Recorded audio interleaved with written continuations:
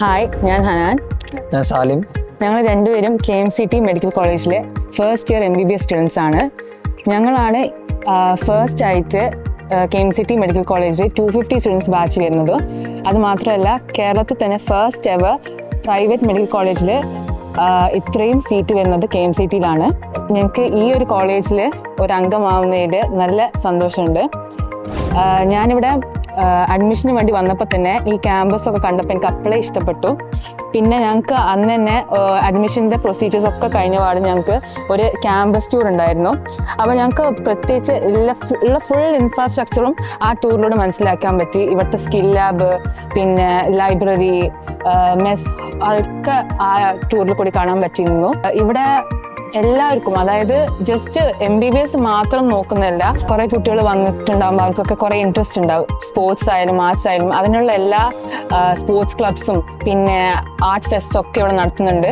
അപ്പോൾ എല്ലാവർക്കും എല്ലാത്തിലും പങ്കെടുക്കാൻ പറ്റുന്ന ചാൻസ് ഉണ്ട്. പിന്നെ ഇവിടെ ഞങ്ങൾ വന്ന 14th തന്നെ ഒരു ഓറിയന്റേഷൻ പ്രോഗ്രാം ഉണ്ടായിരുന്നു. അപ്പം വന്ന ഉടനെ തന്നെ നമുക്ക് കുറേ ഡൗട്ട്സും കൺസേൺസും ഒക്കെ ഉണ്ടായിരുന്നു. അതൊക്കെ ഇവിടെ തന്നെ ക്ലിയർ ചെയ്ത് തന്നു. അപ്പം നമുക്ക് വന്നപ്പോൾ തന്നെ ഫസ്റ്റ് ഡേ വന്നപ്പോൾ തന്നെ നമുക്ക് ക്യാമ്പസ് ടൂറുള്ളതുകൊണ്ട് ഇൻഫ്രാസ്ട്രക്ചർ മൊത്തം അറിയാം. പിന്നെ വരുമ്പോൾ നമുക്കൊരു ഡിസ്കംഫർട്ട് ഒന്നുമില്ല, ഒരു നല്ല കൂളായിട്ട് തന്നെ വരാൻ പറ്റി. ഞങ്ങളിവിടെ വരുമ്പോൾ തന്നെ സംശയം ഉണ്ടായിരുന്നു എങ്ങനെ ഇത് പഠിച്ചെടുക്കും എന്നുള്ളതൊക്കെ. പക്ഷേ ഇവിടുത്തെ ഫൗണ്ടേഷനിലും അതിന് ശേഷമൊക്കെ ടീച്ചേഴ്സ്മാരും മെൻറ്റേഴ്സും ഒക്കെ ഭയങ്കര സപ്പോർട്ടിങ് ആയിരുന്നു. ഇതിൽ മെൻറ്റേഴ്സ് എന്ന് പറയുമ്പോൾ ഞങ്ങൾ 250 കുട്ടികളുണ്ടെങ്കിലും 3 കുട്ടികൾക്കായിട്ട് ഓരോരോ മെൻറ്റേഴ്സായിരുന്നു. ഞങ്ങൾക്ക് എന്ത് സംശയങ്ങളും എന്ത് പ്രശ്നങ്ങളും വന്നാലും പേഴ്സണലിയും അക്കാഡമിക്കലിയും എങ്ങനെ വന്നാലും അവർ ഞങ്ങൾ ഹെൽപ്പ് ചെയ്യാണ്ടായിരുന്നു. അലോട്ട്മെൻറ്റ് ചൂസ് ചെയ്യുമ്പോൾ ഇതിന് മുന്നായിട്ട് കുറേ സംശയമുണ്ടായിരുന്നു ഏത് ചൂസ് ചെയ്യാന്നുള്ളത്. ഇതിൻ്റെ അടുത്തുള്ള സ്ഥലമാണ്, പക്ഷെ എന്നാലും ചെറിയ പേടിണ്ടായിരുന്നു. അവിടെയും ഇവിടെയൊക്കെ ഓരോരോ ഫുഡിൻ്റെ പ്രശ്നവും അതൊക്കെ കേട്ടിരുന്നു. പക്ഷെ ഇവിടെ എന്ന് പറയുമ്പോൾ ഫുഡിനാണെങ്കിൽ ഒരു കുഴപ്പമില്ല. ഇവിടെ എല്ലാം 3 to 4 days in a week non veg ഉണ്ട്. നോൺ വെജ് ഉണ്ടെങ്കിൽ തന്നെ വെജ് വേറെയുണ്ട്.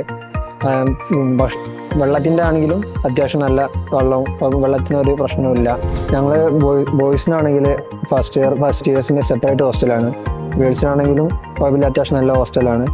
ഞങ്ങൾക്ക് ബോയ്സിന് ഫുൾ സപ്പോർട്ടാണ്. ഈ വാർഡന്മാരായാലും ഹോസ്റ്റലുകൾക്കൊക്കെ റാഗിങ്ങിൻ്റെ പേടിയൊക്കെ ഉണ്ടല്ലോ. പക്ഷെ ഇവിടെ നിന്ന് പറയുമ്പോൾ റാഗിങ് ഇല്ലേനും, എന്നാലും ഫുൾ സപ്പോർട്ടാണ് ഫസ്റ്റ് ഇയേഴ്സിന്.